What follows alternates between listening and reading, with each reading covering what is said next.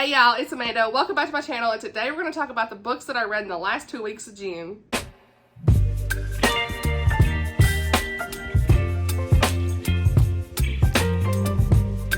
I did something a little bit different for my wrap-ups this month. I did weekly wrap-ups the first 2 weeks of June. If you haven't seen those, I will link those down below. I feel like that is a great format for me when I have the time to film just some quick weekly wrap-ups, because there's not that many books to talk about. We can get it done really quick and get it edited and uploaded for you guys to check out. You all said you really enjoyed those, so yeah, thank you for that feedback. I will try to do more of that when I have time. Sometimes you may see still end of month wrap-ups, mid-month wrap-ups, all those things. But this month I was able to get that done, and I really liked that process. But for July, I don't know what it's going to be. Let's go ahead and talk about the books I've read since the last wrap-up video. What I want to talk about is The Italian Ballerina by Kristy Cambron. This is a Christian historical fiction story. Very emotional World War II story.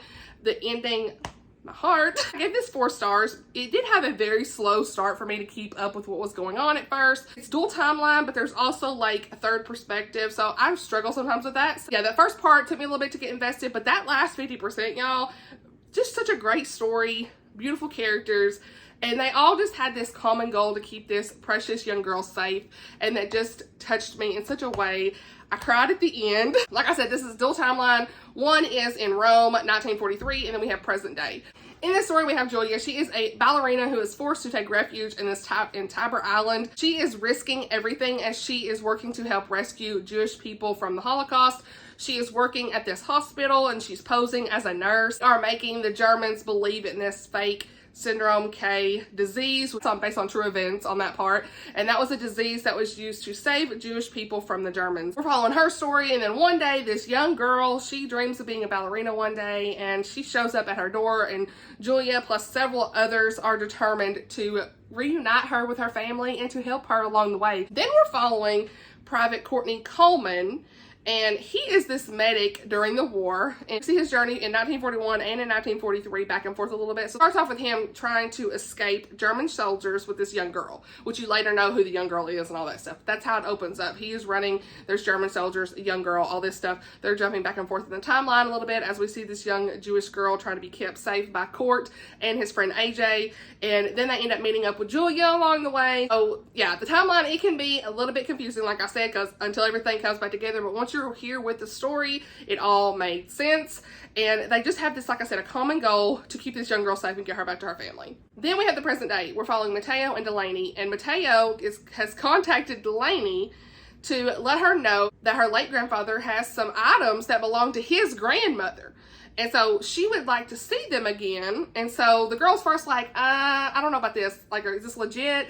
And Matteo's like, I will fly you out here, so could we bring the suitcase with all the things in it and come to Italy, all that stuff. So she goes to Italy, meets his grandmother, starts learning her story, and then we start to see how she and her story connect with the past. And yeah, I really like the story overall. The only reason this wasn't a 5-star read is, like I said, I was fairly confused at the beginning, and some parts were a little bit long, but it was very powerful. That ending, I cried. If you really like good World War II stories with an emotional ending and very good faith element throughout the story, this is one for you. All right, then I finally read The Painter's Daughter. Y'all, this book, I gave this 4.5 stars, rounded it up to 5 on Goodreads. This is my favorite Julie Klassen book so far. I mean, of course, I've only read 2 other books by her, A Castaway in Cornwall and The Bridge to the Island. I got to read more of her books, but I love this book so much. I love the cover. I love the vibes, everything. I'm so glad that I read this. This has just beautiful storytelling. It's the best way I can explain it. Truly felt like I was in the middle of this Regency TV series. It gives me Jane Austen vibes. It's really just one of the best Regency romances I've read. There's a marriage of convenience, all the things. I loved it. In this story, we're set in 1815 England, and we follow Sophie DuPont. Okay, and she fell in love with this artist. His name Wesley. Honey, Sophie was like in love with Wesley, okay? This is my book club Amanda version, okay? Sophie was in love with Wesley. She thought that he was gonna marry her. Unfortunately, things don't always work out as you think, right, honey? As expected in this story, right? And Wesley, he gone. He gone to Italy. We don't know what happened. I mean, he just like, I'm gone, peace out. I I'm gone. I'm gonna go follow my dreams and art and being an artist, whatever. Sophie's left behind like, what happened? Why you do this? I thought that we was gonna get married. And so Wesley leaves behind this sorry excuse of why he left anyway. And so his brother Stephen is like, honey, he ain't coming back. So, okay, no, I'm just kidding. He says it more, you know, fancy. Okay, but anyway, that's my version. He basically says, look, I know my brother, he's not coming back. I've had to take care of his stuff for how long now? Okay, they don't anticipate Wesley to come back anytime.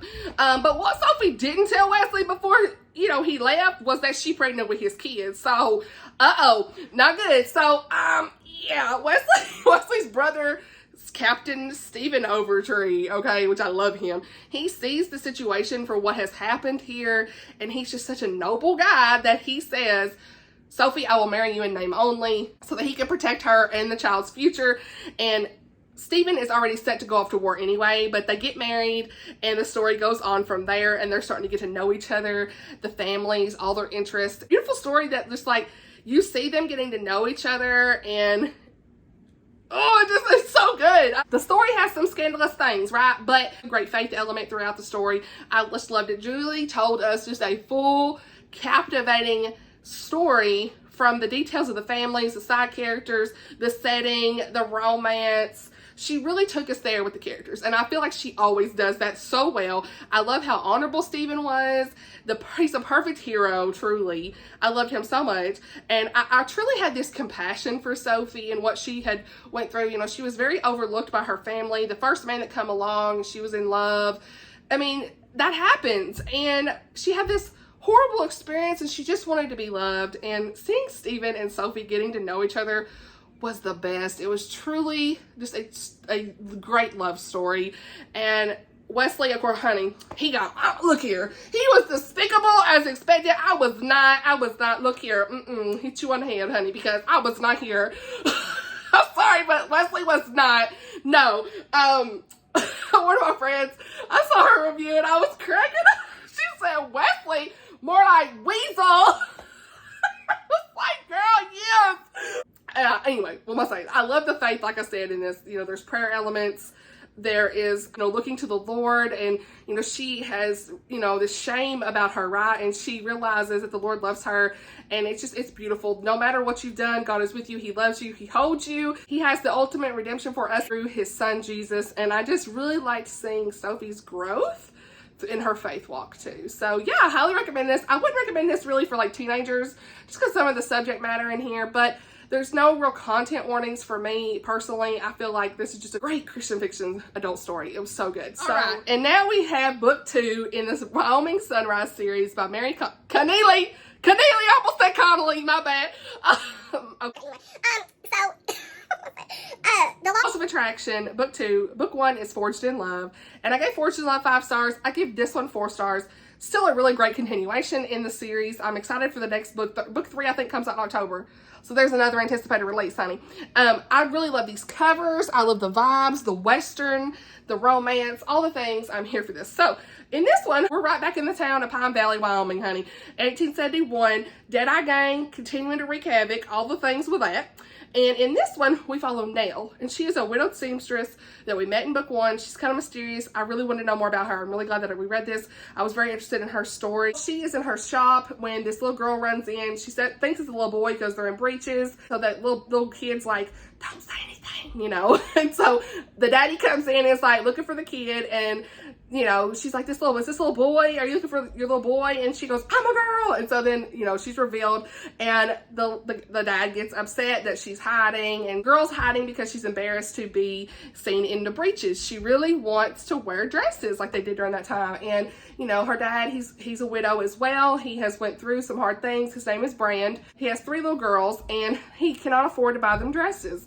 And he's barely able to keep everything going the way it is now. Nell overhears this conversation, and she says, hey, I'd love for your girls to work for me in the shop. I'll give them a dime a day, and I'll make them dresses. And I love that part of the story. It was trope. I don't know if it's a trope, but like single dad, widowed, finding love again. I love that, you know, has kids. just trying to figure everything out on his own. But now she loves to make dresses. Nobody ever wants her to make dresses. They usually just want her to make chaps. The men want the chaps. Makes a lot of money making the chaps, but nobody ever wants the dresses. So she's got all these materials and everything to make the dresses. She's super excited, gonna have some company. And so the girls start to come and work for her and all this stuff. And she teaches them how to sew. It's wonderful. Then things kind of get crazy because somebody ended up dead. The Deadeye gang back. And Danger's pretty much lurking around every corner. We got Brand, the girls, 3 girls, and Nell. They're all together and they're in danger left and right. Things are happening.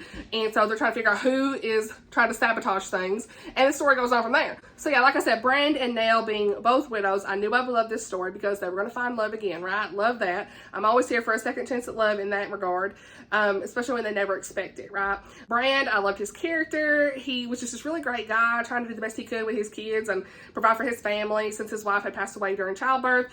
And then when he meets Nell, he starts to kind of wonder if he's ever going to love again. So that's really sweet to see. We know that Nell is a bit on her guard because she had an abusive relationship previously with her ex-husband who had passed away. So she's not in any hurries to get another relationship because of the past. I loved seeing her get to know the young girls. It was so sweet. The reason this is 4 and not 5 stars is Nell, she's a great strong woman. And I love a good strong woman in a story, honey. Don't get me wrong on this. But we just had so much of like these discussions about the women's suffrage movement. You know, I know that Wyoming was one of the first, maybe the first state to allow women to have the vote right. I love that in history, yes. But in this one, it was almost like we're being beat over the head with all of the, I wouldn't say feminist because they didn't make the men seem any less masculine, right? I don't feel like they did it all in this. I just feel like there was so much detail surrounding that left and right that I got taken out of the story a little bit, and I really wanted more details about the romance between Nell and Brand, because almost like you don't get a lot of them getting to know each other type stuff.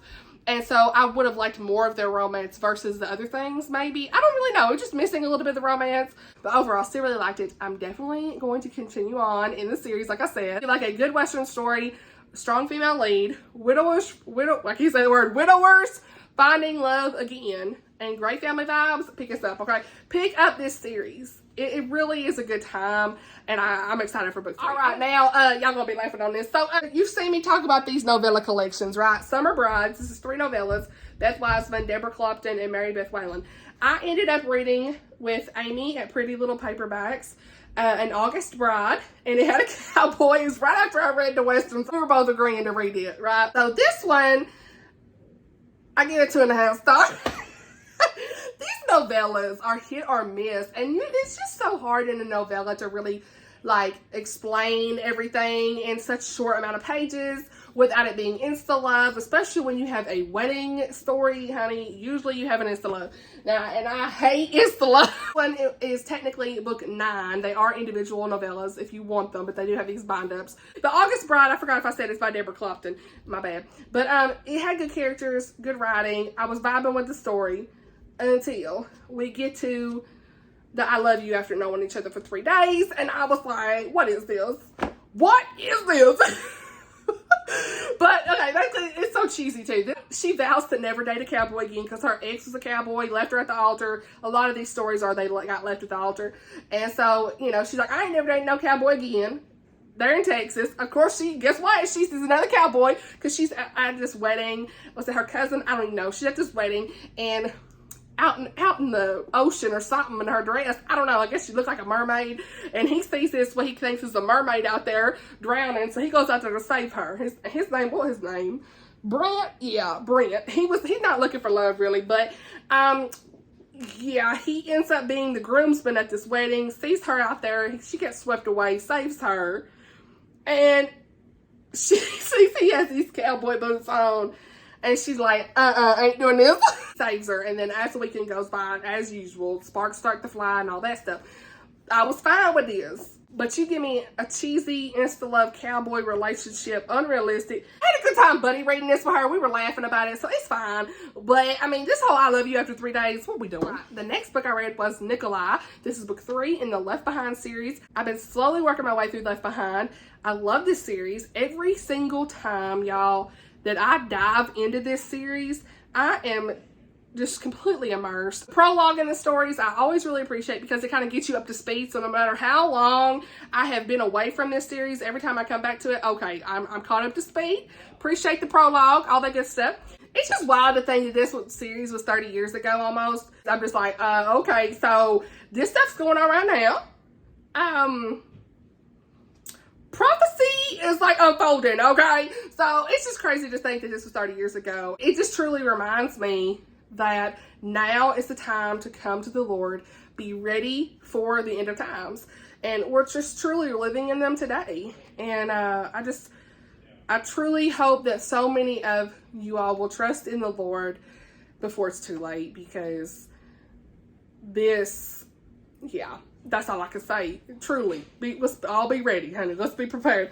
Anyway, back to the book. In this book, we see the rise of the Antichrist character and all the judgments as they start to unfold. As Rayford and Buck pretty much find themselves pressed into service for the Antichrist, and they're all working for this tribulation force. The Antichrist character continues to take over the United Nations. They sign a peace treaty with Israel. They push them for the one world religion among the nations, the cashless society. Okay, again, the prophecy unfolding left and right. And I'm just saying, global war starts to erupt. And yeah, we really start to see more of the Antichrist, his true motives in this. And the ending was a cliffhanger. I loved it. 5 stars, if you didn't know. When will I read before? Not in July. I kind of take a break, because this is very, very heavy in what's going on. And I mean, people probably going to be dying left and right going on in the next book, from what I've understood. You know, my friend Lindsay Lemus, she's like, girl, I wish I could tell you that it gets better, but it don't. So it's at the times, and it's as expected. So, all right. Yeah. So the next book I read was The Murder of Roger Ackroyd by Agatha Christie. This is book number 4 in the Poirot series. And y'all, 5 stars. Yes, another favorite of the year. I did not see this coming. I have not really read many Agatha Christie's. I've only read 2 of them. One was Miss Marple, and I don't even remember the other one I read. The Blue Train, I can't remember. It was something like that. And I've enjoyed them, but this one was so unique. I loved it. It was a perfect mystery. I wasn't confused at all, really. I mean, the characters, it was great. Listening on the audio, Audible has where Richard Armitage narrates it. Love him as the narrator. It made all the difference for me. And yeah, it was just such a clever story. The ending, if you've read this, you're like, what? You just blew my mind, Agatha. She's really the queen of mystery. I need to read more of her books. Of course, I never guessed nothing anyway, but what else is new? In this one, Poirot, he has retired. A murder occurs. Everybody's shocked. This wealthy local widow, she commits suicide. And then the next day, her husband, or fiance, not husband, Roger Ackroyd, he dead. He's stabbed to death. And so Poirot, he come in to help with the mystery. And there's so many suspects. The narrator of the story, his name is Dr. James Shepard, and he is helping to assist Poirot in all of this. So you don't really see Poirot in until maybe like 30%, I want to say. He comes in and starts working to solve the case, and we go on from here. And so, yeah, it was just such a great mystery. I can only imagine how amazing this was, y'all, back in the day when this first came out. I would actually really love to reread this and then see, like, everything I missed. Now that I know who did it, I'm like, ooh, I need to go back. But yeah, I did this for the Janellathon. As I mentioned before, Janelle from Too Fond of Books, she did pass away, and we miss her. And I'm so glad that her channel is still up so I can go back and watch more of her videos. But I love that this was one of her favorite books, because I have found a new favorite book as well. And I'm so glad that I loved it just as much as she did. I definitely see why she loved it. So I'm just so thankful that I read this, one of her favorite books during this time. She was just such a light in the community, y'all. If you've not seen her channel, please go back and watch her videos. She was wonderful. We definitely will miss her for sure. And I know she loved Agatha Christie, and I really want to pick up some more of Agatha's books. So yeah, 5 out of 5 stars, and definitely a new favorite, honey. Speaking of mystery, I continued on and started to read book number 2 in the Scottish Bookshop Mystery Series, and that is Of Books and Bagpipes by Paige Shelton. I give this 3 stars. The first book's a crack spine. I give that one 4 stars. I really like the introduction of it. But in this one, there was so many characters, too much going on. I was so confused half the time. I had no idea where we was at. So yeah, 3 stars. I mean, I felt like the plots were just zooming everywhere. So yeah, there was just way too many people together and all that. So that's the main reason I didn't love this. But it was okay. I don't know. I don't know what this book is missing. I feel like it needs romance. We know she's with someone, but you never really see her with someone. So I need that. I need that connection of them. I'm someone who loves a good romance interweaved in with the cozy mystery. So if it don't have it, a lot of times I'm like, this is kind of boring me a little bit. We have a lot of secrets in this, and I'm still not sure if I can trust Edwin. He's Delaney's boss. I should have said her name, Delaney, my bad, the main girl. But he's just a very odd character to me. I don't know. I don't really know if I trust him. But he's got a lot of secrets still, I think. I also don't really see a lot of her working in the bookstore, and I love those details, so I think that's missing from it too. So, but I do like the Scotland setting. The accent and the narration is really good. So pretty much we followed Delaney 3 months after the occurrences from book 1. And, you know, she's this girl who was in the United States and on a whim decided to go to Scotland and work at this bookshop. This one, she's going to meet this guy for her boss, and the guy's dead when they get there, okay? She was going to go pick up a book. So, you know, there's all, like I said, there's all these different twists and turns in here and a lot of family drama. So it's just like, I don't care about this other stuff. Let's keep going. So anyway, I'm still going to read the rest of the series. Okay, so 3 stars. It was okay. It is what it is. I just finished about 30 minutes ago, Murder is a Piece of Cake by Valerie Burns. This is book 2 after 2 parts sugar, 1 part murder. And I really enjoyed this. I had an arc from NetGalley, but I also listened to the audiobook since it's already out. It just released this week. And I liked book 1 a lot better. But book 2 was still pretty good. Just too much social media references in this. I'm sick of hearing the hashtag all over the place. This one, Maddie, we're still following her, and she is in her Aunt Octavia's bakery, and you know, her Aunt Octavia had passed away. She inherited the bakery, all that stuff, so she's still working in there.